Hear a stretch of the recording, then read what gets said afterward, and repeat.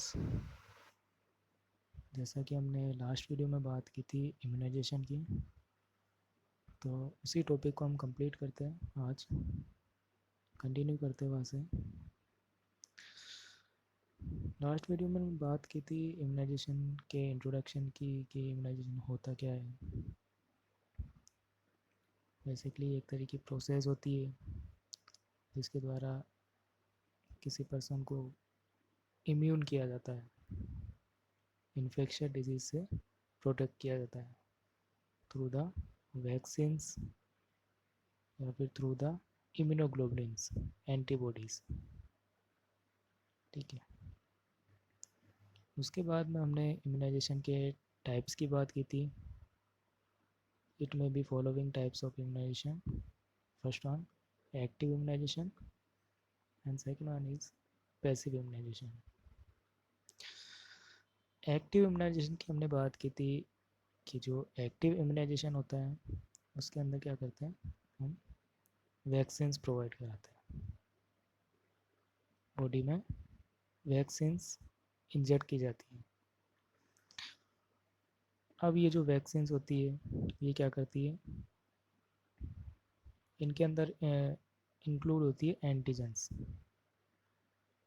ठीक है, अब इन वैक्सीन्स के टाइप्स की बात करें तो तीन टाइप से हो सकती है basically.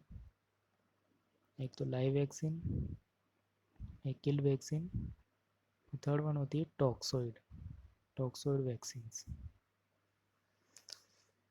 Live vaccines, killed vaccines और टॉक्सोइड को अगर डिफ्रेंशिएट करें तो लाइव वैक्सीन्स जो होती है उसके अंदर जो एंटीजेंस प्रेजेंट होता है, ठीक है, मतलब कि एंटीजेंस से जो वैक्सीन्स बनाई जाती है तो उस एंटीजेंस की जो पैथोजेनेसिटी होती है,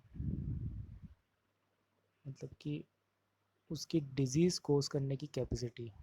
पैथोजेनेसिटी मीन्स डिजीज़ कोज करने की कैपेसिटी। तो उस पर्टिकुलर एंटीजेंस की पैथोजेनेसिटी को क्या किया जाता है, रेड्यूस कर दिया जाता है। जैसा कि इसमें लिखा हुआ है live vaccines contain a weekend variation of microbe. Microbe means antigens, कोई भी हो सकता है, कोई बैक्टीरिया हो सकता है, वायरस हो सकता है या कोई पैरासाइट्स हो सकता है। तो लाइव वैक्सीन के अंदर क्या होता है, contain a weekend variation of microbe. उस पर्टिकुलर माइक्रो ऑर्गेनिज्म का उस पर्टिकुलर एंटीजेंस को क्या किया जाता है, वीक कर दिया जाता है। उसका क्या होता है, वीकेंड वेरिएशन होता है। ठीक है, उसकी पैथोजेनेसिटी को रेड्यूस कर देता है। सो इससे क्या होता है, it can not cause disease. जिससे क्या होता है, ये डिजीज कोज नहीं कर सकता है, but induce antibody response similar to natural infection. ये क्या कर सकता है, डिजीज़ कोज नहीं कर सकता है, बट इसके अंदर ऐसी कैपेबिलिटी होती है कि ये एंटीबॉडी को फॉर्मेट कर सकता है बॉडी में। ठीक है, a single dose of live vaccine is sufficient for immunisation. जो लाइव वैक्सीन की जो सिंगल डोज होती है वो सफिशिएंट होती है इम्यूनिटी प्रोवाइड करने के लिए बॉडी में।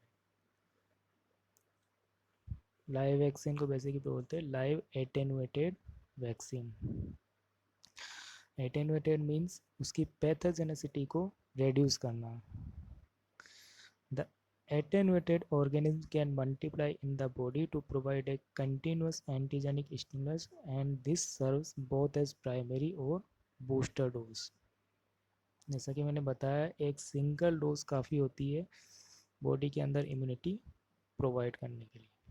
ठीक है, तो वो जो एटेनुएटेड एंटीजन होता है जिसकी की पैथोजेनिसिटी को हमने रिड्यूस कर दिया है, वो क्या करता है, बॉडी के अंदर मल्टीप्लाई करता है और क्या करता है, प्रोवाइड करता है continuous antigenic stimulus, and this serve, जिससे कि क्या होता है, बोथ एट प्राइमरी और बूस्टर डोज। ठीक है, इसकी केवल एक ही डोज काफ़ी होती है बॉडी में इम्यूनिटी प्रोवाइड करने।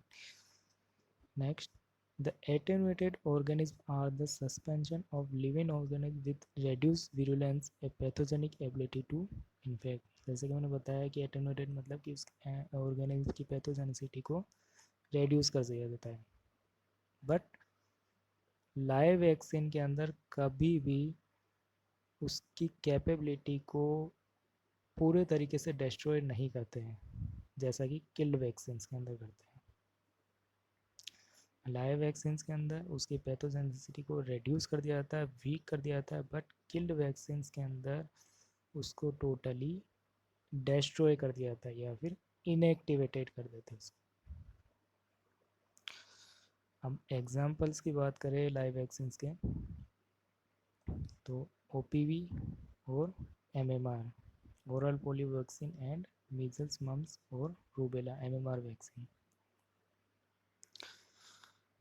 अब सेकेंड वन किल्ड वैक्सीन की बात करें, तो जो किल्ड वैक्सीन होती है, हमने क्या पढ़ा, लाइव वैक्सीन के अंदर उसकी पैथोजेनिसिटी को रिड्यूस किया जाता है बट कम्प्लीटली डिस्ट्रॉय नहीं किया जाता है, ठीक है। बट किल्ड वैक्सीन में यहाँ पे क्या होता है कि उसकी पैथोजेनिसिटी को, डिजीज कोज करने की कैपेबिलिटी को टोटली डिस्ट्रॉय किया जाता है, ठीक है।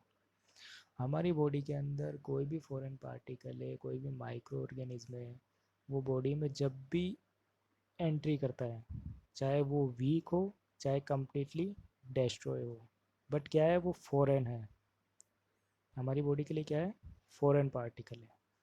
तो जब भी कोई ऐसा फॉरेन पार्टिकल, चाहे हाईली हार्मफुल हो या फिर वीक हो या कम्प्लीटली डिस्ट्रॉय हो, अगर जब भी वो पार्टिकल बॉडी में एंट्री करेगा तो हमारा बॉडी का जो इम्यून इम्यून सिस्टम है हमेशा क्या करेगा, उसके अगेंस्ट एक रेस्पॉन्स जनरेट करेगा, ठीक है। जो हमारा इम्यून सिस्टम होता है किसी भी फॉरेन पार्टिकल के अगेंस्ट क्या होता है, सेंसिटिव होता है। तो यहाँ पर अगर कोई पैथोजेनिक माइक्रो ऑर्गेनिज्म या कोई एंटीजन है, यदि वो वीक है तो भी हमारी बॉडी में एंटीबॉडीज़ क्रिएट होंगे। अगर वो पैथोजेनिक माइक्रो ऑर्गेनिज्म पूरे तरीके से डिस्ट्रॉय है, फॉरेन है, तो भी हमारी बॉडी के अंदर क्या होंगे, एंटीबॉडीज़ क्रिएट होंगे। अब किल्ड वैक्सीन की बात करें तो it is also called inactivated vaccine. These vaccines are produced by killing the pathogen with chemical heat and radiation. Killed vaccine के अंदर क्या किया जाता है, प्रोड्यूस बाय किल्ड वैक्सीन जो बनाई जाती है, किससे बनाई जाती है, killing the pathogen with chemical heat and radiation. Pathogens को किल किया जाता है, डिस्ट्रॉय किया जाता है with the chemical heat and radiation, chemical substances के द्वारा उसको डिस्ट्रॉय किया जाता है।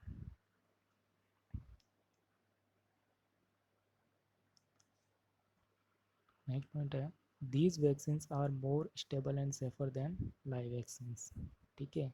तो क्वेश्चन यहाँ पर ये है कि लाइव वैक्सीन्स और किल्ड वैक्सीन्स में सबसे सेफ जो वैक्सीन होती है वो मानी जाती है किल्ड वैक्सीन्स, ठीक है। क्योंकि लाइव वैक्सीन्स में क्या हो रहा है, उसकी पैथोजेनिसिटी को केवल रिड्यूस किया जा रहा है, वीक किया जा रहा है, बट किल्ड वैक्सीन्स के अंदर उसकी पैथोजेनिसिटी को कम्प्लीटली डिस्ट्रॉय किया जाता है। 0% चांसेस होते हैं डिजीज़ कोज करने के।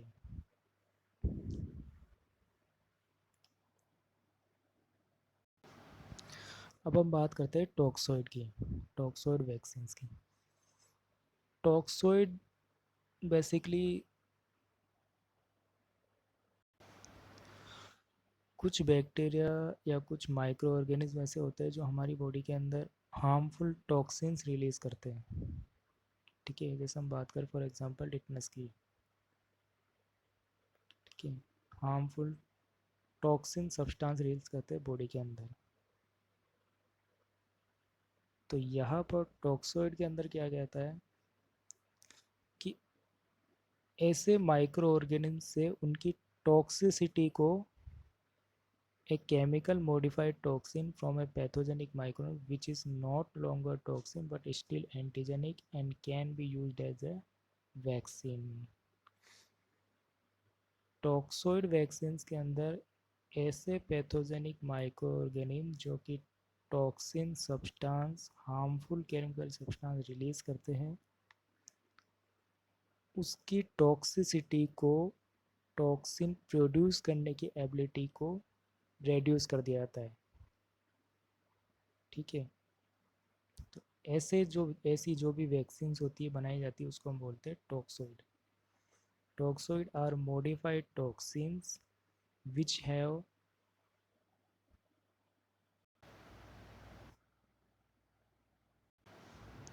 a toxoid is a inactivated toxins whose toxicity has been suppressed either by chemical or heat treatment, while other properties, typically antigenicity or immunogenicity, are maintained. Toxoid substance के अंदर क्या होता है, इनएक्टिवेटेड टॉक्सिन्स होते हैं जिनकी टॉक्सिसिटी को suppress कर दिया जाता है, रेड्यूस कर दिया जाता है। ठीक है, मतलब कि वो टॉक्सिन्स का प्रोडक्शन नहीं कर सके बॉडी बाय द, किससे, केमिकली और हीट ट्रीटमेंट के ज़रिए। जबकि उनकी जो अदर प्रॉपर्टीज़ होती है, जैसे कि उनकी एंटीजेनेसिटी होती है, इम्यूनोजेनेसिटी होती है, उसको मेंटेन रखा जाता है। ठीक है, इन प्रॉपर्टीज़ की वजह से क्या करते हैं, वो एंटीबॉडीज़ क्रिएट करते हैं बॉडी में, तो उनको लाइव रखा जाता है।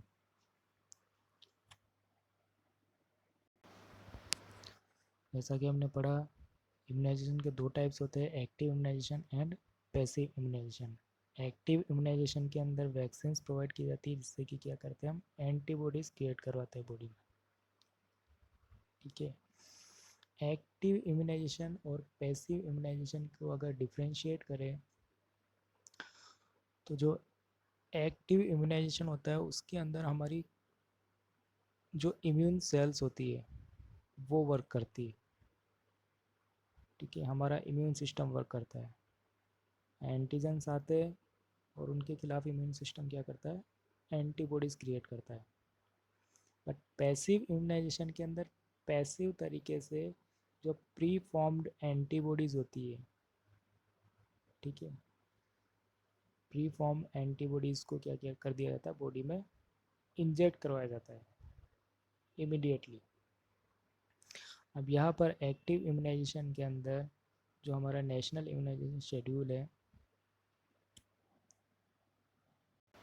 इसके अंदर बताया गया है कि कौन कौन सी ऐसी वैक्सीन होती है जो पर्टिकुलर किस डिजीज़ के लिए प्रोवाइड की जाती है, किस डिजीज़ से प्रोटेक्ट की जाती है, क्या डोज होता है उनका, किस रूट के जरिए और कौन से साइट पे इंजेक्ट की जाती है। तो सबसे पहले हम देखेंगे यहाँ पर for the pregnant women. Pregnant women के अंदर सबसे पहले यहाँ पर अर्ली इन प्रेगनेंसी, ठीक है, वहाँ पर टिटनस फर्स्ट वैक्सीन प्रोवाइड की जाती है जो कि जिसका डोज होता है 0.5 ml, जो कि इंट्रामस्कुलरली प्रोवाइड की जाती है। वो साइट होती है इन द अपर आर्म। वहीं पर जब टीटी फर्स्ट टिटनस टॉक्सोइड की फर्स्ट वैक्सीन जो प्रोवाइड की जाती है उसके बाद में 4 वीक्स के बाद TT2 प्रोवाइड की जाती है जिसका कि डोज होता है वही 0.5 ml intramuscularly and the upper arm. ठीक है, उसके बाद आती है TT बूस्टर। अगर वहाँ पर 2 TT doses with in 3 years pregnancy में अगर रिसीव्ड हुई है तो वहाँ पर TT बूस्टर डोज लगाया जाता है 0.5 ml इंट्रामस्कुलरली अपर आर्म। अब बात करते हैं इन्फेंट्स के लिए। सबसे पहले BCG वैक्सीन प्रोवाइड की जाती है एट बर्थ और early as possible till 1 year of as.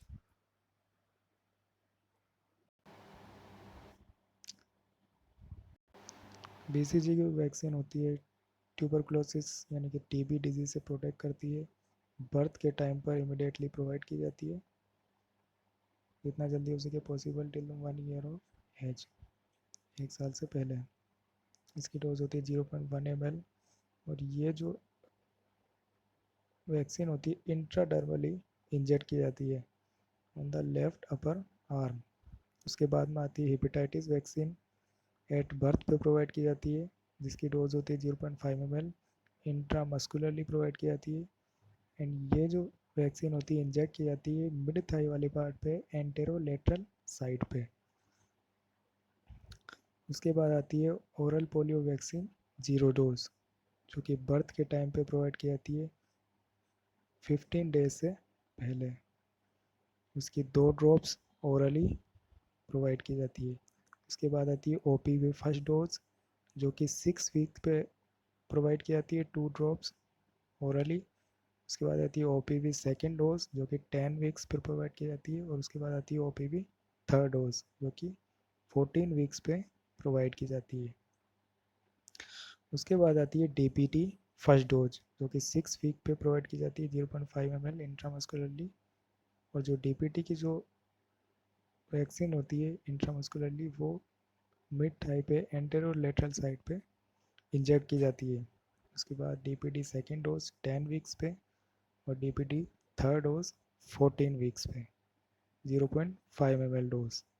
फिर आती है हेपेटाइटिस बी वैक्सीन जिसकी फर्स्ट डोज 6 वीक पे, hepatitis B second dose 10 weeks पे और हेपेटाइटिस थर्ड डोज 14 वीक्स पे। 0.5 ml इसकी डोज होती है इंट्रामस्कुलरली और एंटेरोलेटरल साइड पे इंजेक्ट की जाती है। उसके बाद 9 मंथ्स टू 12 मंथ्स पे मीजल्स की वैक्सीन जो कि 0.5 ml subcutaneous right upper arm provide की जाती है। फिर आती है विटामिन ए फर्स्ट डोज जो कि 9 मंथ्स पे मीजल्स के साथ ही लगाई जाती है। 1 ml जिसकी डोज होती है ओरली प्रोवाइड की जाती है। चिल्ड्रंस की बात करें आफ्टर द 9 मंथ्स DPT की booster dose 16 to 24 months 0.5 ml intramuscularly और एंटेरोलेटरल साइड पे। मीजल्स की second dose 16 to 24 months 0.5 ml subcutaneous right upper arm. और जो ये मीजल्स की जो मीजल्स वैक्सीन प्रोवाइड की जाती है सबक्यूटेनियसली प्रोवाइड की जाती है on the right upper arm. OPV की बूस्टर डोज उसके बाद 16 टू 24 मंथ्स 2 ड्रॉप्स ओरली। फिर जापानी जापानीज एनसेफेलाइटिस की 16 to 24 months 0.5 ml subcutaneous left upper arm. फिर आती है विटामिन ए की डोज। जो विटामिन ए की डोज होती है सेकेंड टू 9th डोज। ठीक है, ये 16 मंथ्स जो विटामिन ए की डोज होती है 16 मंथ्स पे ओरली दी जाती है। उसके बाद में हर एक डोज एवरी 6 मंथ्स पे दी जाती है up to the age of 5 years तक। 2 ml इसकी डोज होती है और ओरली प्रोवाइड की जाती है। फिर आती है DPT की बूस्टर डोज जो कि 5 टू 6 ईयर्स तक प्रोवाइड की जाती है 0.5 ml intramuscularly on the upper arm. फिर TT 10 ईयर्स एंड 16 ईयर्स पे 0.5 ml intramuscularly on the upper arm. अब हम बात करते हैं कि ये वैक्सीन किस तरीके से काम करती है बॉडी में। ठीक है, क्या मैकेनिज्म होता है जिससे कि हम किसी भी जो पर्टिकुलर इन्फेक्शन डिजीज़ है उससे प्रोटेक्ट हो सकते हैं। अब ये जो वैक्सीन होती है जैसे कि मैंने बताया एक लाइव वैक्सीन होती है, किल वैक्सीन होती है एंड टॉक्सोइड होती है। अब इन वैक्सीन के अंदर क्या प्रेजेंट होता है एंटीजेनिक सब्सटेंस। ठीक है, तो इन एंटीजेनिक सब्सटेंस को पर्टिकुलर एंटीजन को जब बॉडी में इंजेक्ट करेंगे तो हमारा इम्यून सिस्टम क्या करेगा उसे डिटेक्ट करेगा कि कोई फॉरेन पार्टिकल है जिसने हमारी बॉडी में एंट्री करी है। तो वो इम्यून सिस्टम क्या करेगा उसके अगेंस्ट उसके स्पेसिफिक एक एंटीबॉडीज क्रिएट करेगा। ठीक है, और वो पर्टिकुलर एंटीबॉडीज उस एंटीजेंस के साथ में रिएक्ट करेगी, दोनों के बीच में रिएक्शन होगी और वो एंटीबॉडीज उस एंटीजेंस को किल करके बॉडी से एलिमिनेट कर देगी। ठीक है, अब इस प्रोसेस में क्या होता है जो एंटीबॉडीज का प्रोडक्शन होता है। ठीक है, उसके बाद में एक मेमोरी बी सेल्स का प्रोडक्शन होता है। ठीक है, एक मेमोरी बी सेल सीक्रेट होती है बॉडी जो कि हमारी बॉडी में स्टोर हो जाती है। तो वैक्सीन से हम क्या करवा रहे हैं जब भी किसी पर्टिकुलर एंटीजेनिक सब्सटेंस को बॉडी में एंट्री करेंगे उसको क्या कर रखा हमने वीक कर रखा है, वो डिजीज़ कोज नहीं कर सकता। अब उसके अगेंस्ट स्पेसिफिक एंटीबॉडीज़ बनेगी, और वो एंटीबॉडीज़ और एंटीजेंस के बीच में रिएक्शन होएगी, और उस टाइम पे क्या हो जाएगा, एक मेमोरी बी सेल्स बॉडी में प्रोडक्ट हो जाएगी और हमारी बॉडी में स्टोर हो जाएगी। ठीक है। अब जब कभी भी लाइफ में कभी भी जब वही पर्टिकुलर एंटीजन नेचुरली बॉडी में एंट्री करता है, ठीक है, वही पर्टिकुलर एंटीजन जिसकी कि हमने वैक्सीन प्रोवाइड की थी, ठीक है, जिसकी एंटीबॉडीज़ बनी थी, अब वही पर्टिकुलर एंटीजन बॉडी में नेचुरल वे से बॉडी में एंट्री करता है, तो उस टाइम पर क्या हो जाएगी, वो जो मेमोरी बी सेल्स है एक्टिवेट हो जाएगी, और वो मेमोरी बी सेल्स इमीडिएटली उस एंटीजेंस के अगेंस्ट एंटीबॉडीज़ प्रोडक्ट कर देगी, और वो एंटीबॉडीज़ उस एंटीजेंस के साथ में रिएक्ट करके उसे बॉडी से एलिमिनेट कर देगी, किल कर देगी। ठीक है। तो बॉडी में जब कभी भी हम देखते हैं जैसे कि कोई इन्फेक्शियस डिजीज़ है, स्मॉल पॉक्स है, ठीक है, जब कभी भी इस तरह की डिजीज़ बॉडी में एक बार डेवलप हो जाती है, फिर लाइफ टाइम वही डिजीज़ बॉडी में दोबारा डेवलप नहीं हो पाती। ठीक है। क्यों होता है ऐसा? क्योंकि उसकी जो एंटीबॉडीज़ है वो पहले से बॉडी में बन चुकी है, और जब एंटीबॉडीज़ बनी थी तो उस टाइम पर एक मेमोरी बी सेल्स क्रिएट हो गई थी। एंटीबॉडीज़ का प्रोडक्शन करती है बी सेल्स, ठीक है, बी लिम्फोसाइट्स। तो उस टाइम पर मेमोरी बी सेल्स बॉडी में क्रिएट हो गई थी, और नेचुरल तरीके से जब वैक्सीन की बात करते हैं, नेचुरल तरीके से जब कोई एंटीजन बॉडी में दोबारा कभी लाइफ में कभी भी एंट्री करेगा, जब हमने वैक्सीन प्रोवाइड करा रखी है, तो उस टाइम पर वो मेमोरी बी सेल्स एक्टिवेट हो जाएगी, और इमीडिएटली उस एंटीजन्स के अगेंस्ट एंटीबॉडीज़ क्रिएट करेगी, और वो एंटीबॉडीज़ उस एंटीजन को किल करके बॉडी से एलिमिनेट कर देगी। तो ये मैकेनिज्म होता है, ये एम होता है इम्यूनाइजेशन का, कि हम क्या कर रहे हैं, पहले से एक वीक एंटीजेनिक सब्सटेंस बॉडी में इंजेक्ट करवा रहे हैं। ठीक है। हम क्या कर रहे हैं, हम खुद इन वैक्सीन के जरिए बॉडी में पहले से एंटीबॉडीज बना रहे हैं, ताकि दोबारा कभी भी नेचुरल तरीके से ये एंटीजेनिक सब्सटेंस बॉडी में एंट्री करे, तो उस टाइम पर मेमोरी बी सेल्स क्या करे, इनके खिलाफ एंटीबॉडीज प्रोडक्ट कर दे। ठीक है।